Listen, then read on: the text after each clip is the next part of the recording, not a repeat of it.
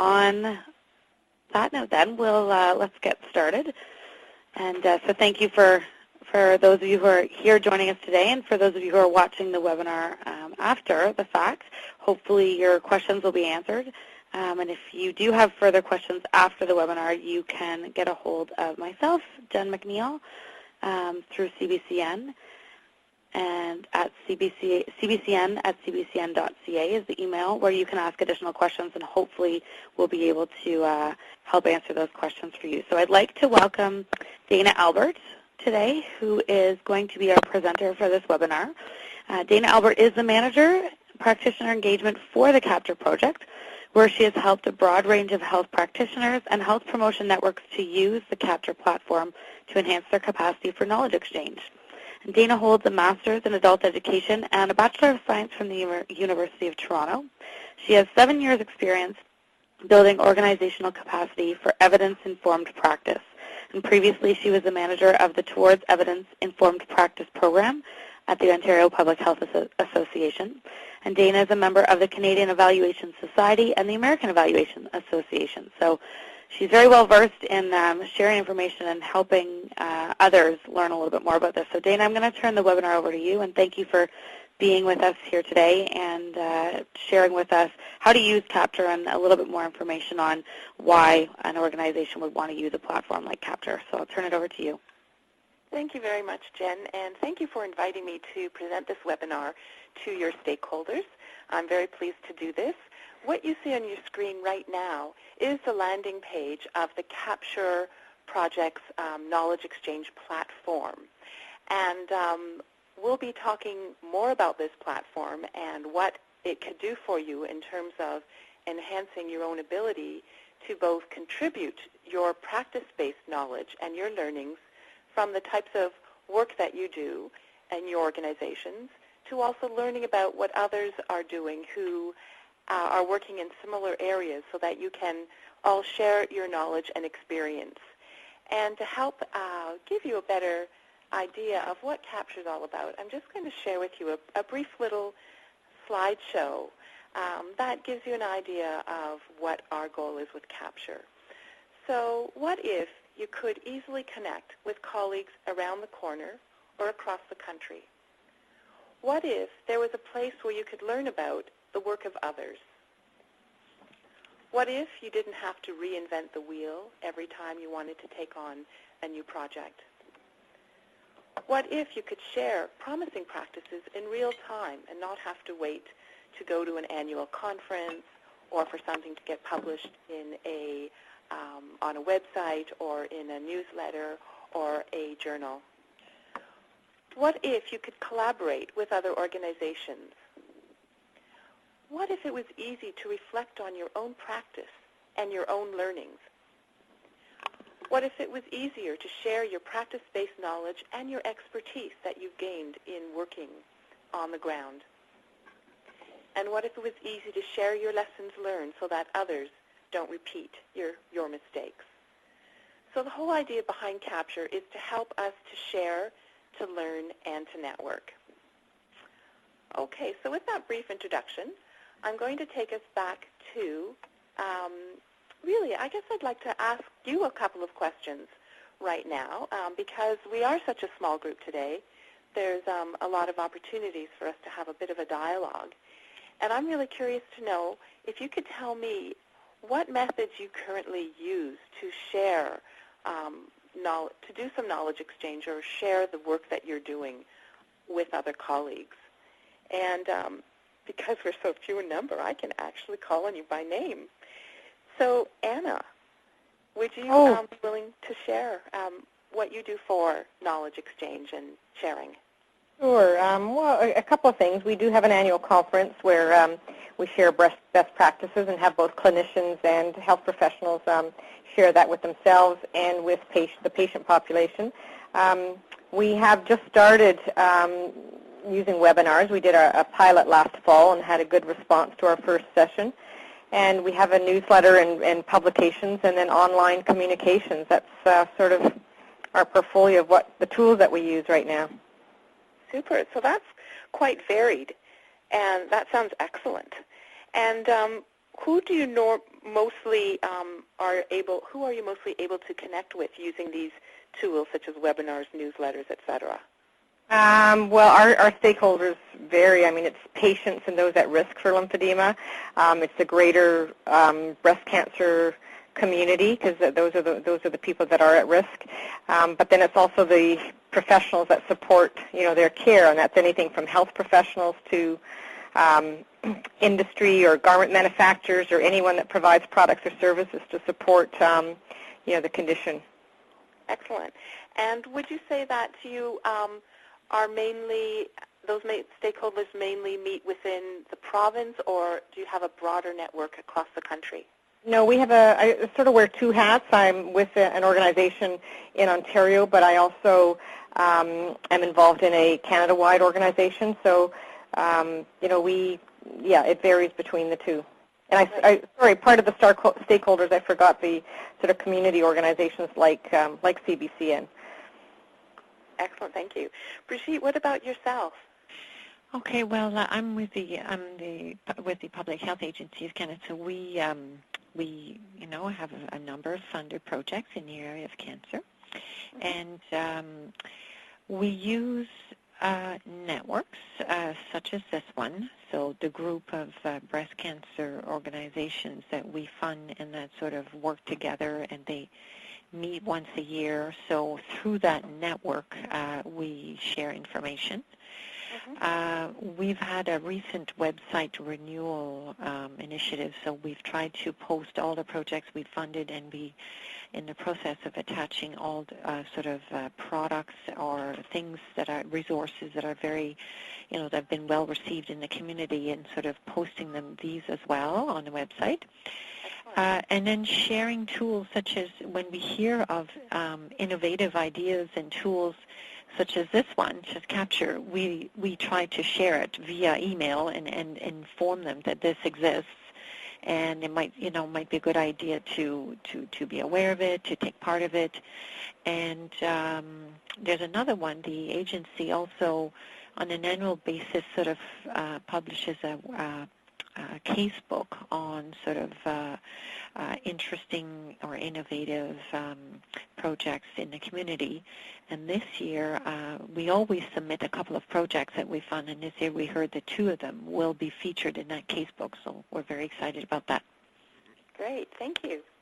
Okay, so let me show you about what the Capture platform can do as a tool in terms of enhancing knowledge exchange within the stakeholders of the breast cancer network movement across Canada.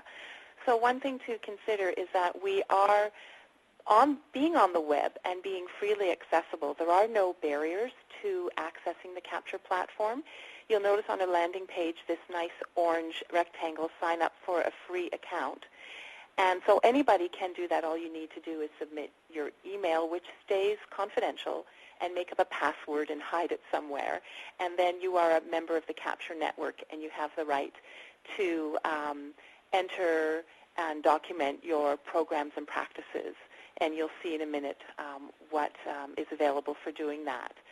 So it's freely accessible. There is no charge, thanks to the sponsorship of the Canadian Partnership Against Cancer, who has funded Capture over the past 3 years to enable us to develop this platform. So just to give you an idea of the main features of Capture, you'll see on the landing page that there is a search function, and you don't actually have to be a member of Capture to search, although it is better to be a member because then you can save your searches or bookmark things that you really were interested in. But you can click to search to see what kind of interventions and resources are already available that people have been uploading. And we've been actively seeking people to share on the platform since about October. So it's been about, I guess, 6 months.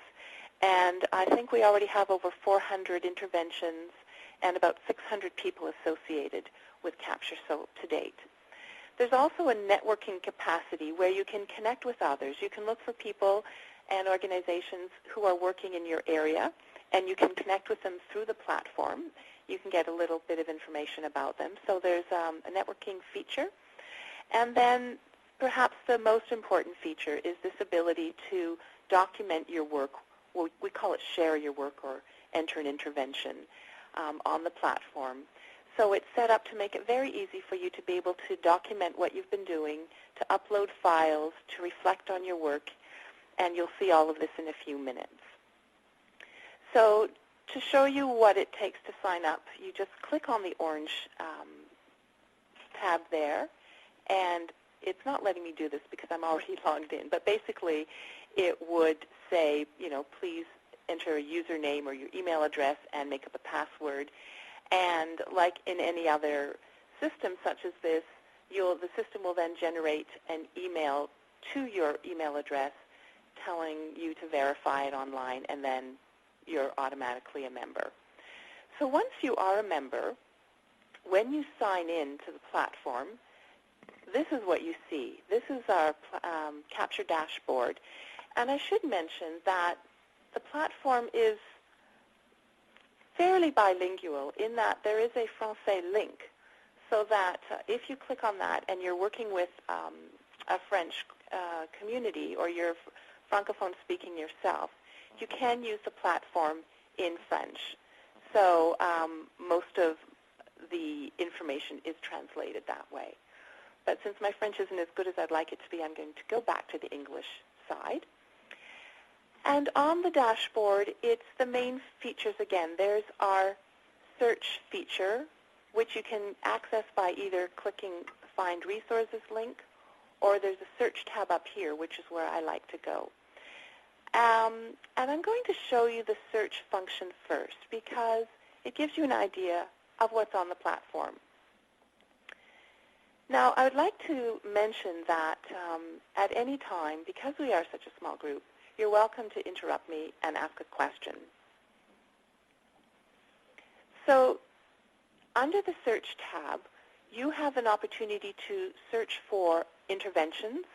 And by interventions, it's a kind of an awkward term. We were trying to find a broad term that would cover programs, projects, policies, any numerous types of activities that people do under the name of health promotion, prevention, community health.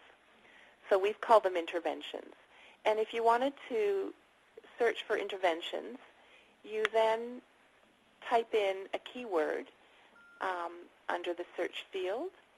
And I'm going to use the keyword breast cancer just to see what comes up. And if I click go, it tells us that currently there are 4 interventions that have something to do with breast cancer. And the way Capture searches it is it searches the title of the intervention and the brief description. And if the words breast cancer are there, then it shows up.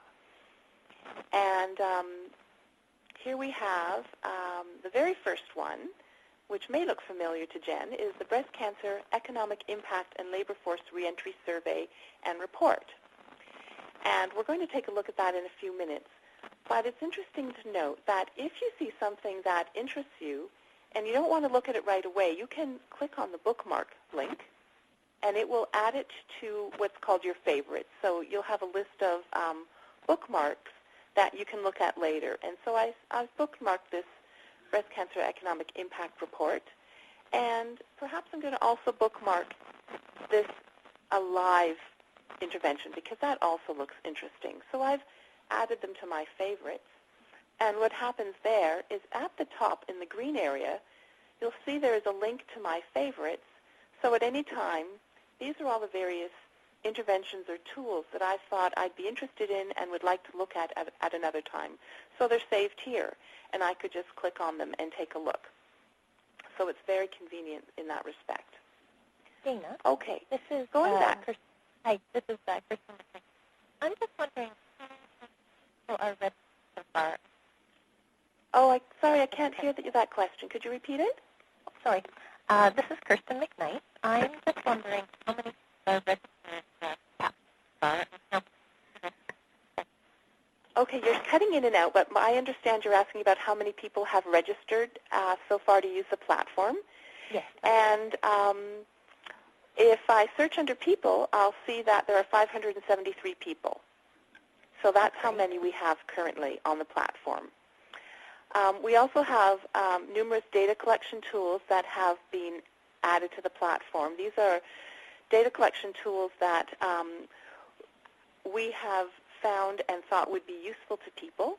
So there are 26 of those.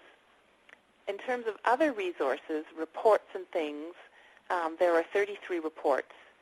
And in terms of interventions, as I mentioned, there's 408 interventions that have currently been added to the platform. So I hope that answered your question. Yes, thank you. Okay, great.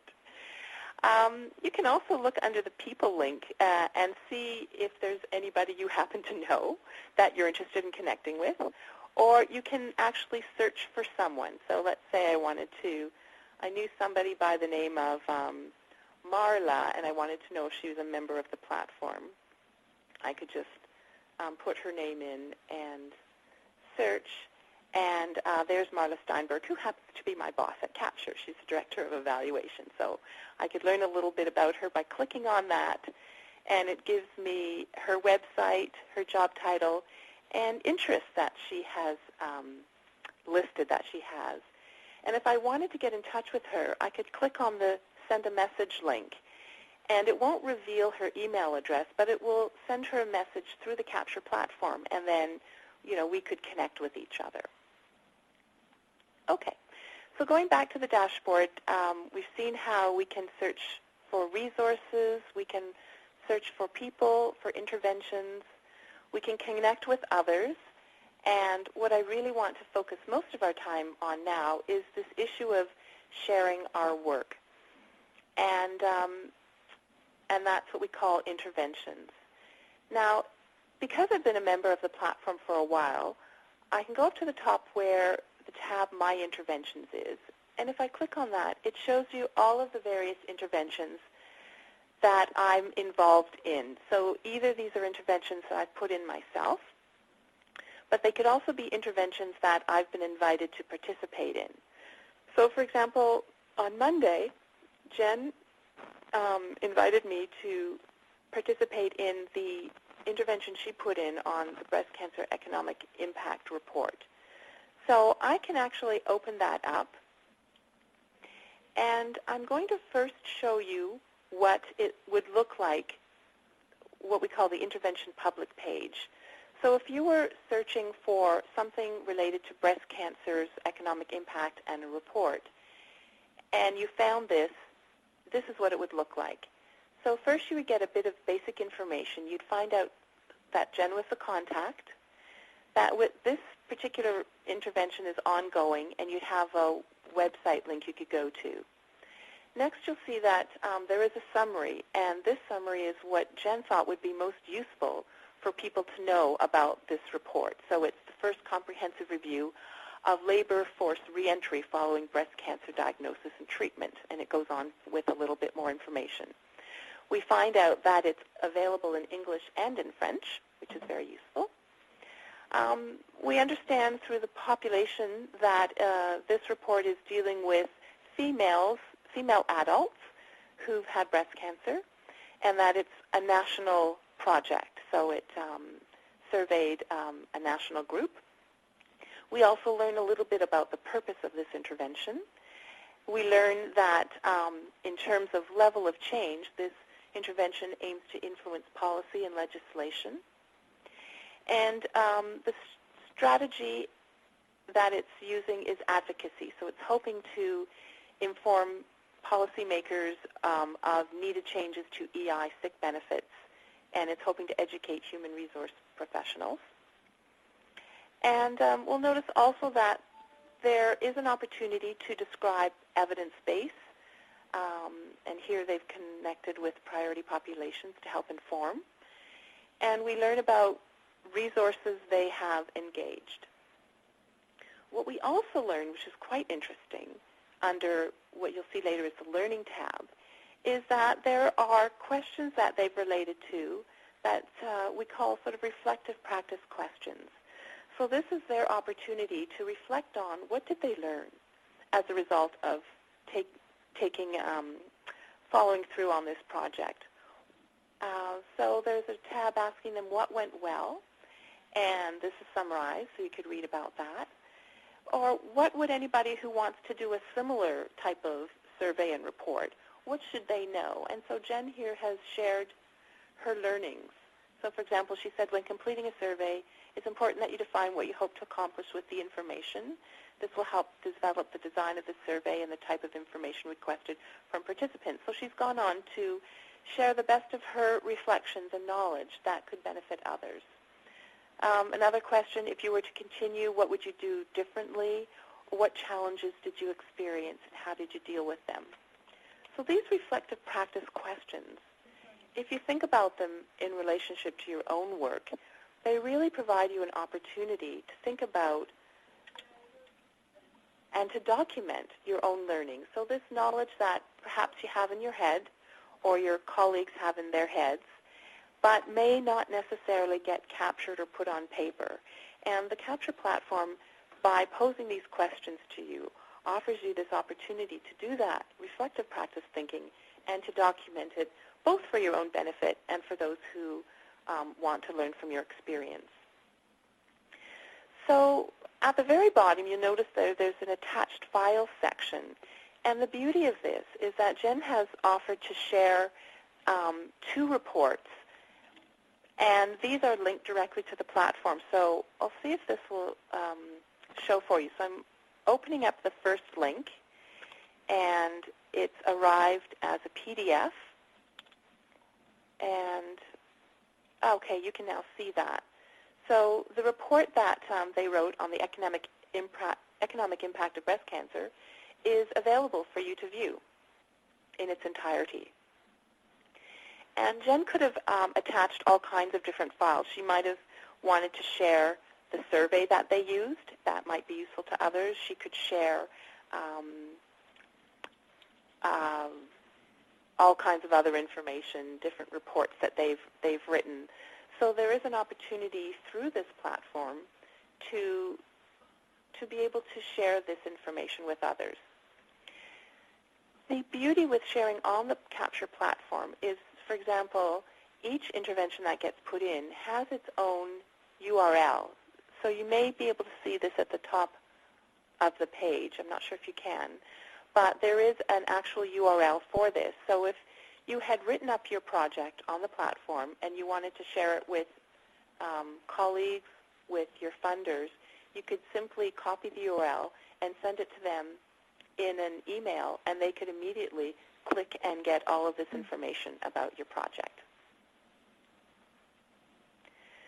So what I'd like, any questions so far about that? Actually, Dana, that was a feature I did not know existed, so that's actually really good. Oh, the URL? Yes, I like this. You know, it's nice to know that you can do that. Yes, it makes it very easy for people. Mm-hmm. Okay. Hi, Anna, I just had a question. Is this strictly Canadian knowledge that's being shared, or is it North American? It's mostly Canadian because we've only promoted it in Canada and it's been funded. However, because it is on the World Wide Web, anyone can have access to it. So there are occasionally a few non-Canadian interventions, but we're not really promoting it outside of Canada, although we did have on our International Advisory Board some people from other countries who've talked it up there. But I would say probably 90% of the content is Canadian. So of those 573 people, most of those are Canadians as well? Exactly. Okay. And who did you say it was funded by again? It was funded by the Canadian Partnership Against Cancer, CPAC, Okay. Yep. who's funded by the Public Health Agency of Canada. Yep. Great, thanks. Okay. Great. So now what I'm going to do, because I have been invited to be an editor on this intervention, I'm going to open up the edit facility. So this is what you would see if you were going to enter your own interventions. When you start an intervention, actually, you know what I'm going to do? I think it will actually be easier if I just open a new intervention. So it'll be totally blank. So I've gone to my Interventions tab. I've clicked on the Interventions tab. Each time I click on it anew, It gives me a list of all of the interventions I currently have. And at the bottom of the list is a link to create an intervention. And that's how you get started. If there's something you want to share, you simply click Create an Intervention. All you need to start a new intervention is to fill in those three tabs, the three lines here. You just need a title. So I'm going to say Test 3. You need to determine your sharing status. So there's three options here. Our preference is that you're willing to share with all of Capture, so anybody who goes on the platform can find it, because we're trying to promote a culture of openness and sharing at every stage. You know, whether you're just in the planning stage, there's things that you can learn that could be helpful to others, or for others to know that you're planning, and they could connect with you and say, hey, I've done something similar to this. But if you're in an organization where the culture is such that you're not comfortable with open sharing, you can choose to share it just with yourself, your own staff, and your partners, in which case you would invite them individually to be part of your intervention. Or if you're really shy, you could just share it with yourself. But I'm going to share it with all of Capture. And then we ask you to let us know what the status of this intervention is. And I'm going to say it's in development as opposed to something that's sort of ongoing, so it's kind of still happening or completed. I'm saying this is in development. We're kind of in the planning stage. When I click the Create button, here we are. We now have an intervention. And that's all you have to do, and it's done, and it exists on the platform. But what I'm going to do is show you how you can fill out this information. So under your intervention, there are three tabs: Overview tab, Describe Intervention tab, and the Team Members tab. So we're starting on the Overview tab, the blue, and the basic information, as you remember when we looked at Jen's intervention, is it will ask for an organization. You can put in your organization's website, and you give a little summary. Whatever you want to share with others, that would help them to determine if it's something they want to know more about.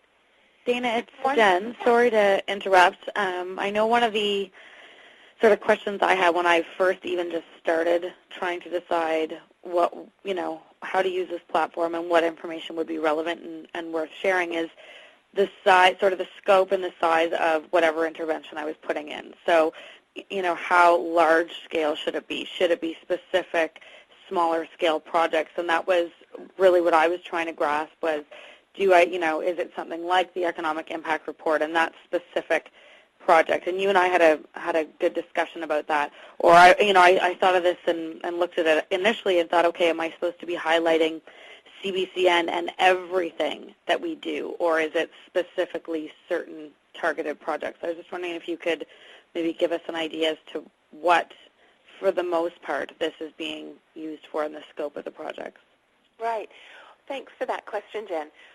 Our intention was that people could share what they're working on, whether it was a large intervention, a small intervention, a large project, a small project, anything that they were working on that they thought they would like to be able to share with others. So we don't have any barriers in the way of what people are sharing. But the way the fields you'll see later are set up are really more easily do they describe actual health promotion or chronic disease prevention projects. So defined, initiatives that have a start and that have an end date. That was the original intention. However, we do not put any barriers in people's way. We're not like a best practices portal where you have to meet certain criteria before you are allowed to share, or a journal where you have to pass, peer review before you're allowed to share. There's no barriers to sharing in the Capture platform. And the reason we've taken this approach is because we very strongly feel that there's a lot of practice-based expertise in the community with practitioners that is not respected or at least does not have an opportunity to be widely shared because of the barriers that exist in more traditional forms of knowledge exchange like journals, etc. So we do not put up any of those barriers. Now, it's important to realize that in a way, it's a bit of buyer beware because we're not saying everything on the platform is a best practice. Far from it. What we're saying is that we're trying to encourage people to share their experience, their knowledge, their reflections, and their learnings. So it's a learning platform, and we're getting a lot of feedback from especially community-based organizations and networks that are often limited in where they can share, or if they can only share at an annual conference and then it's done. This is really an opportunity to document your sharings and your learnings and have a place for it to exist. Great. Dana, on the same sort of topic as Jen mentioned, and thank you for your answer, we've had a similar question from various groups, and what our advice a little bit has been, it's sometimes easier if you have a more sort of targeted approach. So, for example, CBCN has many initiatives, and I said to Jen, well, so you have an entry on economic labor force and breast cancer, but then you've done some great work with young women, so you may want to enter an intervention on your work with young women as well, because then that way that's captured as well with its own, summary, and maybe there's a tool she can attach that they've done, a resource. So so that's a little bit how we've, sort of advised our groups, and the same question has been asked actually by a couple of them. So yes, absolutely. That type of thing would be the more sort of common type of intervention that gets put on platform on the platform, and it's a great way to let people know about what you have, because there's so much that exists out there, and people don't know. And even if you were to put a little write-up in your newsletter about it, but have the link to it, then all of the information could be conveyed that way. So sometimes people wonder, well, what should I write in the summary? And you'll notice that there's a lot of little question marks here and there on the platform. And these question marks, if you tap on them, they'll give you an example or a description of what we had intended when we said, write your intervention status, or write a summary. So here's an example of a summary. And again, it's really up to you. We give you an idea of what we thought would be useful, but it's really up to you and how you use it. Okay. So we talked about the intervention status as being, something that's in the planning or development stage, something that's carrying on, or something that was and then finished. You can also enter languages. So, for example, if your work is available in English and French, you can put that in, and there's a bit of a self-complete thing going on here. So I can click English, and there's an opportunity to add something else, so I can click French. Contact name and email. Again, the name will be accessible, but in terms of privacy, we do not publish the email address. That's just within the system. And anytime you add something to a page on your intervention, you must remember to click Save so that your work does get saved. After the Overview tab, you can go to the Describe Intervention tab, and you'll notice that there's about 7 sub-tabs underneath Describe Intervention.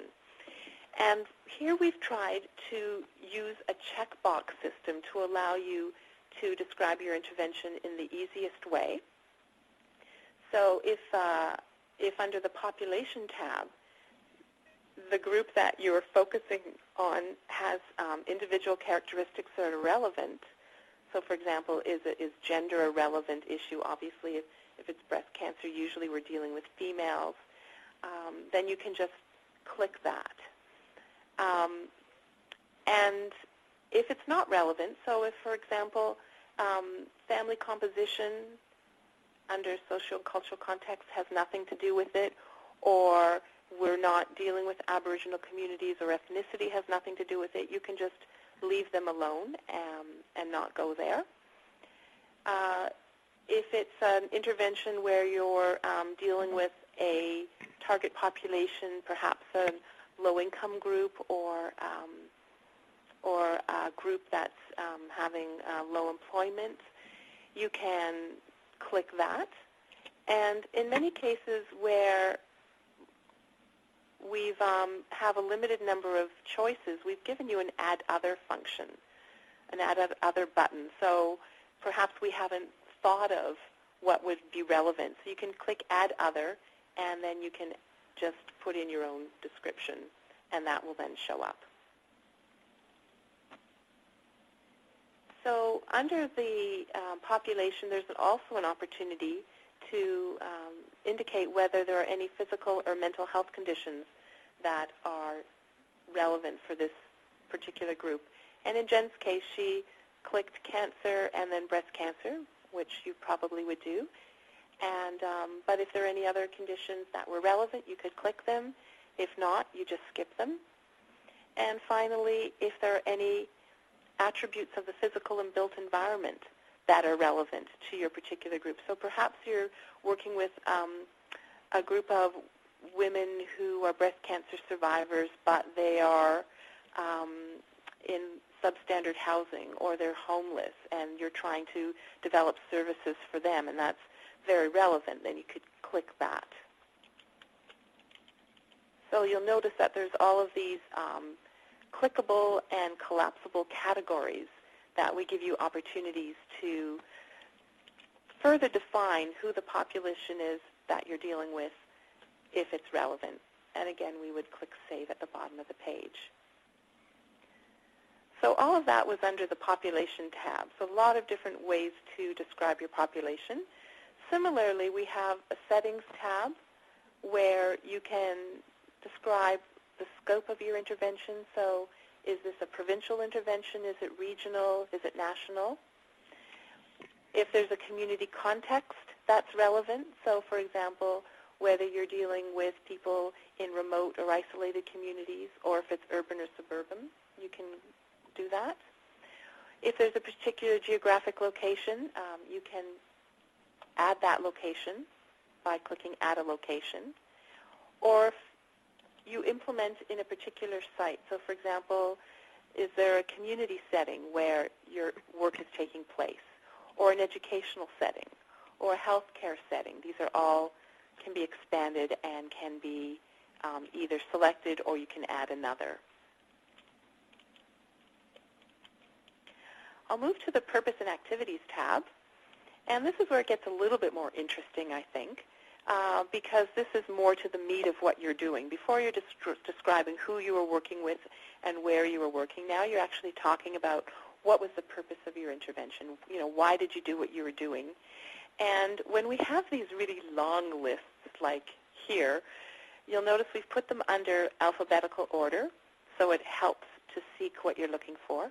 So maybe you're dealing with women with breast cancer and their mental health. Or maybe you're helping them with a physical activity program to help them in their recovery. Or you could add something if we haven't thought of what you're actually the purpose of your intervention. Another thing we think is really important in terms of describing your work is a level of change.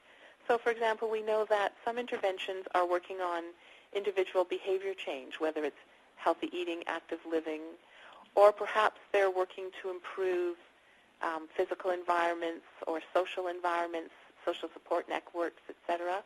Or they may be working to influence health or social services or policy and legislation. And then we'd like you to help explain more of the various health promotion strategies and activities that you've used. And so, for example, if you were doing a capacity building activity, you'll notice that once you click that, there's an opportunity to add the activity, and then you can, in this box, describe, what that activity was. So that helps you to give a little bit of detail, not just the generic capacity building activity.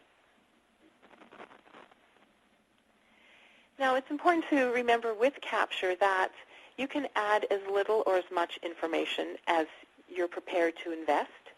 So you don't have to go through all of these tabs. It's really up to you how much you're willing to share. But I just wanted to show you all of the various options there were for documenting your work. So we have 3 more tabs to go through. The evidence-based tab. And here it really shows you part of Capture's philosophy of what is valid evidence, showing that we recognize and we respect that there's a wide range of evidence that can be called upon to help you develop your programs and your initiatives. So you may be looking at the academic literature, or you may be looking at expert advice. And expert advice may come from researchers or policymakers, or it may come from the population of interest. So breast cancer survivors can be sharing their special story and their knowledge that helps inform the services that you do.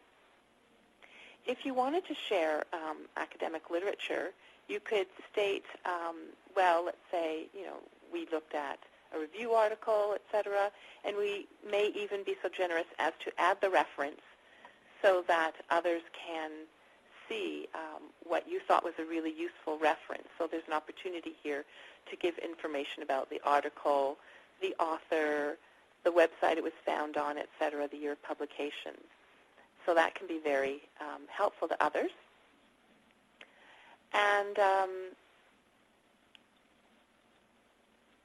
similarly with gray literature,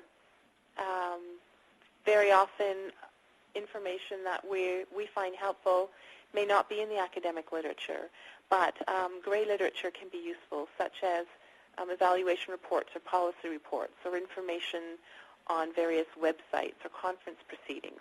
These are all types of gray literature. And if you wanted to upload a file or a reference, you could click here and upload that to share with others. So we're saving. The Resources tab is kind of interesting.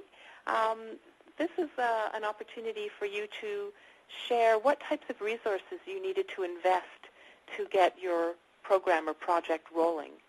So you can explain an important resource, engaging the population of interest. Gives you an opportunity to talk about how you engage them. So, for example, were breast cancer survivors involved in a group which provided advice? Did they participate in decision-making? Were they volunteers in the project itself? In terms of other resources, intervention materials, for example, if you wanted to be able to share some of the resources that you developed, you can upload them. So if you click on Upload File, you can choose from your own files on your computer, and you can then upload those and share them. And there will be an active link that others who visit your intervention could then access those. You can also share information about who you've partnered with, because we know that most of us never have enough resources to do our projects on our own. We often have many partners that we've worked with, so you can click on the Add a Partner link, and here's an opportunity to not only name the organization, but describe how they contributed. Was it funding or in-kind support, etc. You can also talk about the human resources, whether they were voluntary or whether they were paid, how many FTEs were required to carry this out, the types of personnel. So sometimes that information is very useful to others. And if you have a culture where you're willing to share funding information, there's an opportunity to talk about your funders, who they were, and what kind of resources were invested. And then finally, the Learning tab is the tab where we invite you to share your reflective practice learning. So if you clicked on reflective practice, you'll see those 5 questions that we shared through through Jen's project. So you have an opportunity to document, what went well. And the reflective practice section is the section that people, when they're commenting on the platform, are most excited about, because it's the type of information that usually doesn't get documented frequently and shared frequently. And sometimes they're just asking those questions helps people to realize what all that they learned. And unless you document that, those thoughts and those learnings can get lost in the nether, in the atmosphere. And you can be documenting your learnings at all stages of the project. You know, during the planning stage, there'll be certain things that went well, certain surprises, certain learnings, which would be different from those that happened during the implementation phase or during the evaluation phase if you get that far. So we encourage that when people document on the platform, they come back and update their learnings as they move forward with their project. And there's also an opportunity to document any evaluation work you've done. So if you click on, has this intervention been evaluated, even if you've just done a needs assessment, if you click yes, then you can talk about, you can click on the different types. So perhaps you did a needs assessment, or you did some focus testing. You have an opportunity to upload evaluation reports if you're willing to share those. Or you can upload evaluation tools. People are always looking for examples of evaluation tools that they could build on. And you can even do a bit of a meta-evaluation by clicking Evaluation Reflective Practice and answer those reflective practice questions related to the evaluation. So Jen, you mentioned that you've worked with evaluators from time to time, and you may have learned what worked well, what you might do differently next time you engage an evaluation contractor, and this would be where you could document those reflections. Okay. So in a nutshell, I've now just given you an idea of what the Capture platform has. So I've shown you how you can become a member on Capture by clicking the new user orange tab on the landing page. In the Capture platform, you can Google it, Capture platform. It's simply the captureplatform.ca. And I've shown you then how on the platform you can search for, you can search interventions, you can search data collection tools, you can search for other people, or you can search for other resources. And I've shown you how you can then enter your own interventions by going to the My Interventions tab at the top, scrolling down, and clicking on the Create an Intervention tab. I've then shown you how when you have an intervention, you can work through the 3 tabs: Overview, Describe Your Intervention. Oh, and the one tab I didn't talk to you about, which I want to do very quickly, the Team Members tab. This is where you can invite people to be members of your team. So, for example, there are different roles on an intervention. You can invite someone to be a reader, which means that they can go in and look at the intervention and see all of the information. So that would be important if your intervention was limited just to your own staff and people you invite. Or you can then invite them to be an editor. And as an editor, they have the power to add information. So you'd want to say who on your team was going to be an editor so that they could update the information, they could change or add reflections. And then when you are the first person to put an intervention in, you are automatically the administrator. And being the administrator, that means you have the power to invite other people and to set their role. That's all the administrator. The administrator is automatically an editor, and then they have those extra administrative powers to invite people and say what their role is. So that is it in a nutshell. And Jen, I'd like to invite you, since on Monday we worked together and went through the platform, if you would be willing to share your experience of how it was for you in entering your information about the Breast Cancer Economic Report. It was, thank you first of all for sharing this information with us, Dana, and from my experiences walking through it with you on Monday as well as today, I was surprised at how easy it was to use, and the way it's set up is it's really not designed to be really time-consuming, but it sort of allows you to pinpoint and highlight the really important points that you would like to share. So I found it just really well laid out and really easy to use. And at the same time, it still gave you the opportunity to elaborate on, anything that you wanted to elaborate on. So that section at the end where you're actually able to talk about what you learned and what you would have done different and what would have been helpful, I think for myself will be useful when reading through other people's projects as well to see what they'd recommend, but it doesn't have to be so, necessarily really lengthy.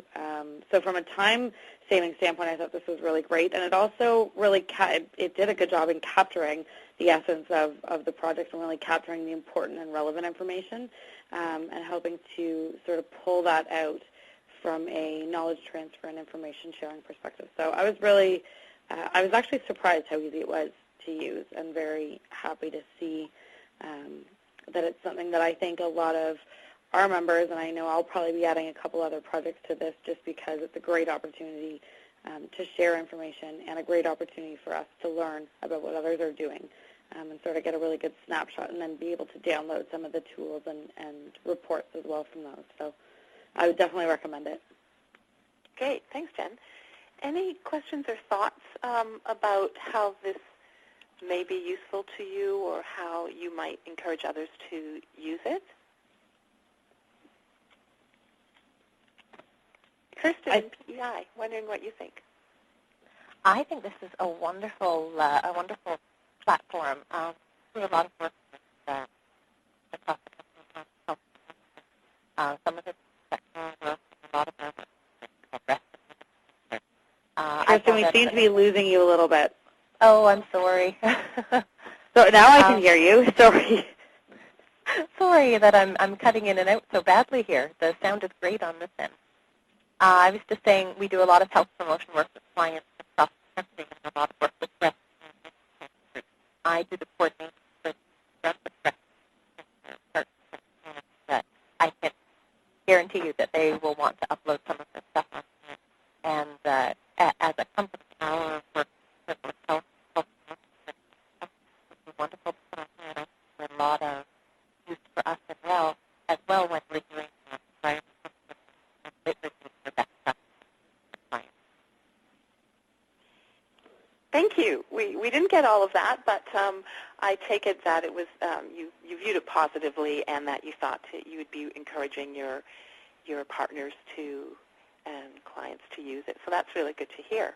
So Kirsten, it's Brigitte. I just wanted to, yes, we did not hear everything, but we got the gist of it. But do I assume that you will encourage, for example, you're working with many groups in the Atlantic, some of our links through our breast cancer network, and I'm sure you work with other groups as well. So I am to gather from what you're saying that you will encourage them to include their interventions on the platform. Yes, definitely. Okay.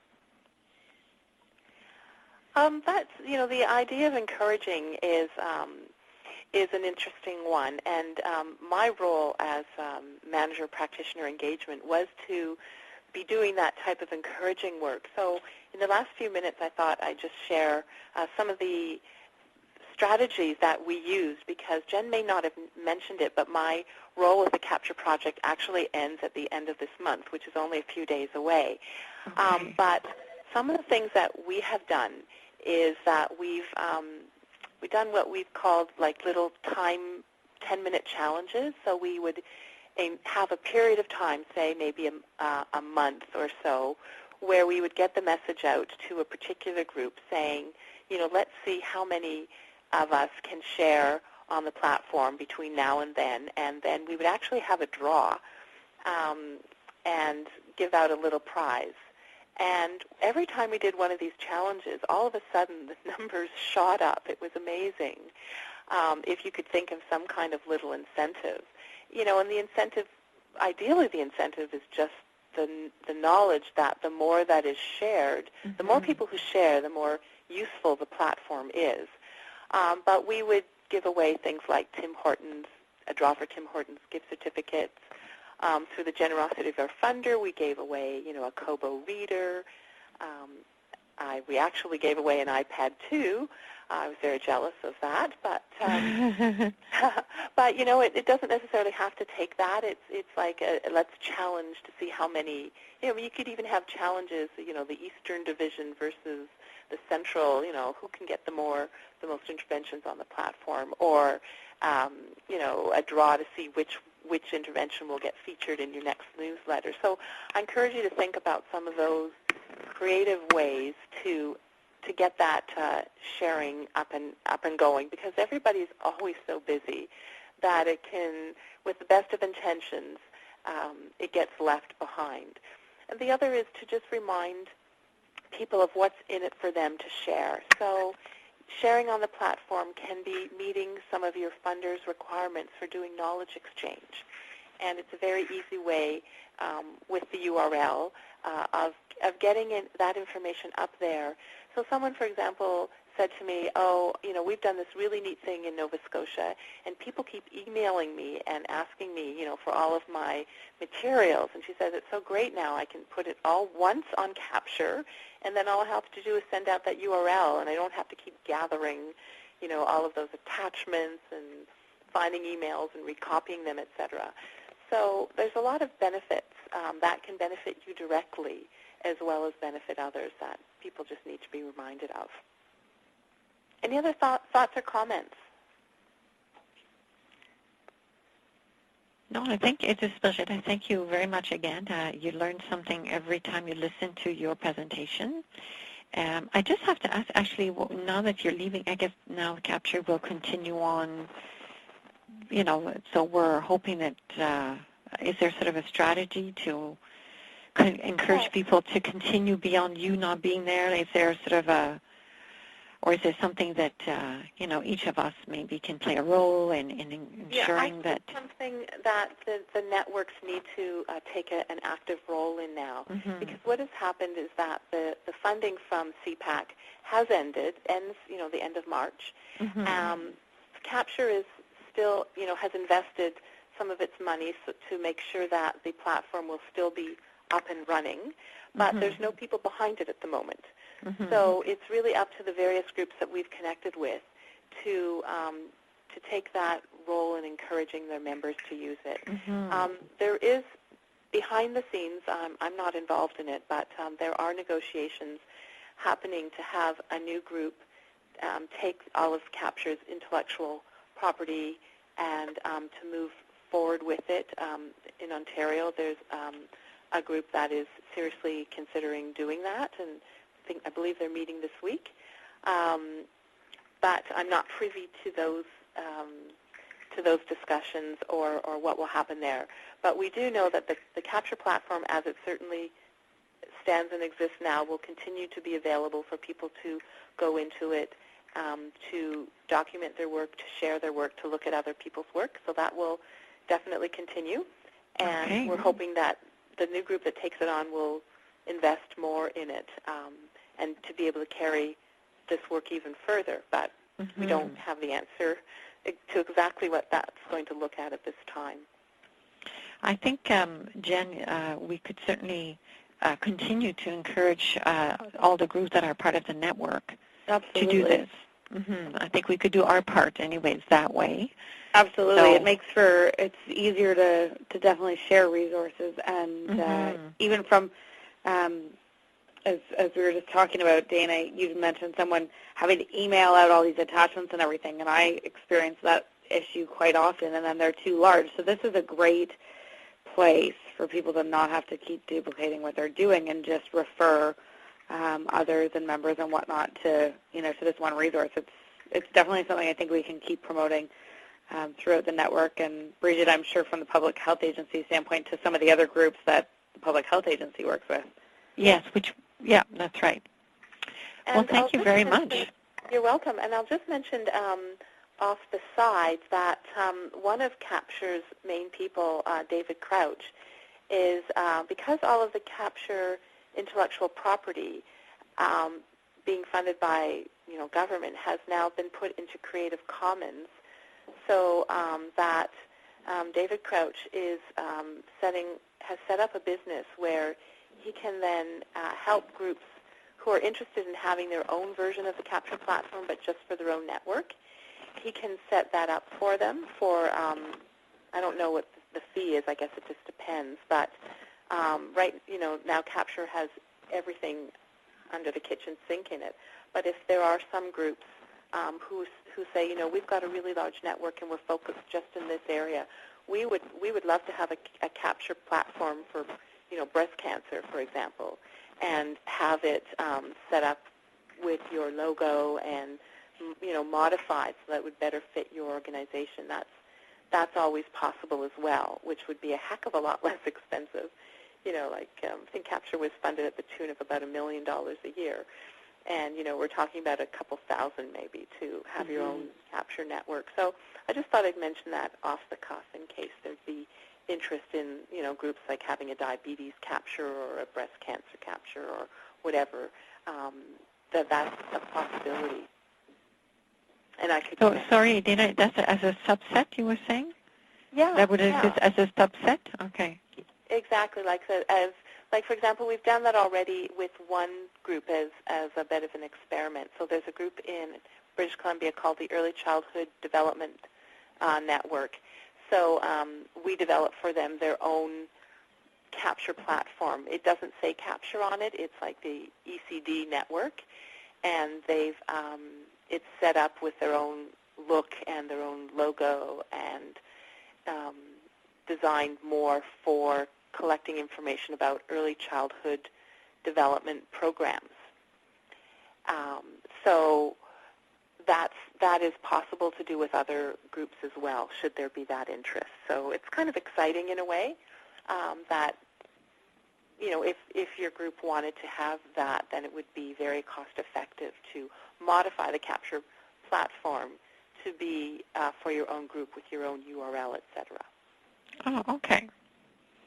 It's definitely an interesting opportunity. So we'll... Food for thought. Food for thought. Mm-hmm. Absolutely. Well, Dana, thank you so much for taking the time to present this information to us. Thank you very much.